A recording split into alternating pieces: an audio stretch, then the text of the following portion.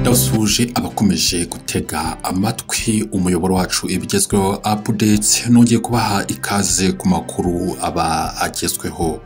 Mu kanya gashize urwego rw'ubugenzacyaha Redblue rumaze gutangaza ko ku bufatanye na polisi y'u Rwanda Redblue yataye muri yombi Bucyanayandi Emmanuel. Uyu nguyu akaba yitaga umuvugabutumwa, yagaragaye ku mbuga nkoranyambaga mu minsi ishize atera abantu ubwoba yitwaje ubuhanuzi, akabasaba gutanga amafaranga kugira ngo batagira ibyago by'urupfu, indwara cyangwa ngo bakubirwe inshuro 5 ibyo batanze nk'ituro.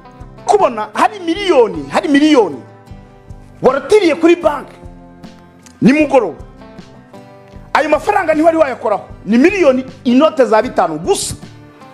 Ayo mafaranga agenda uyazane mu nzu y'Imana kugira ngo bizya bindi watekerezaga ndetse n'aya modoka bashaka kugura kugira ngo Imana igukubire iguhumugishe kuzamure. Iyo miliyoni ugomba kuyizana mu nzu y'Imana, iyo miliyoni ugomba kuyizana mu nzu y'Imana, kuko ndimo kubona urupfu ruri imbere yawe urukwasamiye.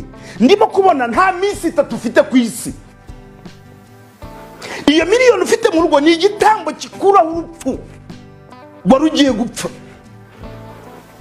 Iyo miliyoni yizane mu nzu y'Imana kugira ngo tugusengere.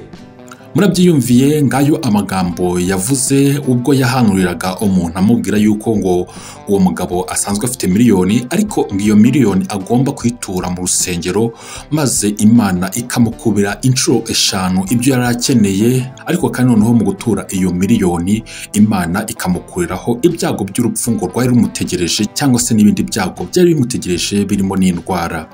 Kuri ubu rero uyu mugabo akaba yatawe muri yombi kubera ibyo bintu byose byo kubeshya yitwaje ubuvugabutumwa cyangwa se yitwaje ubuhanuzi. Kuri ubu rero uyu Bucyanayandi Emmanuel akaba afungiye kuri sitasiyo ya Redblue ya Remera mu gihe dosiye ye irimo gutunganywa ngo ishyikirizwe ubushinjacyaha. Redblue na polisi bakaba basaba abaturarwanda kudaha agaciro inyigisho nka ziriya zibizeza ibitangaza kuko zigamije kubamaraho imitungo yabo ndetse no kubayobya, ahubwo bakita ku murimo bakarushaho kwiteza imbere. Redblue na polisi bakaba banihanangiriza abantu bose bihisha mu buhanuzi bagamije kwiba ndetse no kuriganya abantu ko batazabihanganira. Ngayo nguko rero ngaya amakuru agezweho n'amakuru y'uyu mupasiteri cyangwa se uyu muvugabutumwa washakaga kurya utw'abandi yitwaje ubuhanuzi. Ndabashimiye cyane mwakoze kudutega amatwi, mukomeze mugire ibihe byiza. Iyi ni channel ibigezweho updates, umuyoboro ubagezaho amakuru atandukanye agezweho haba hano mu Rwanda ndetse no hirya no hino ku isi. Dure mu makuru yacu ataha.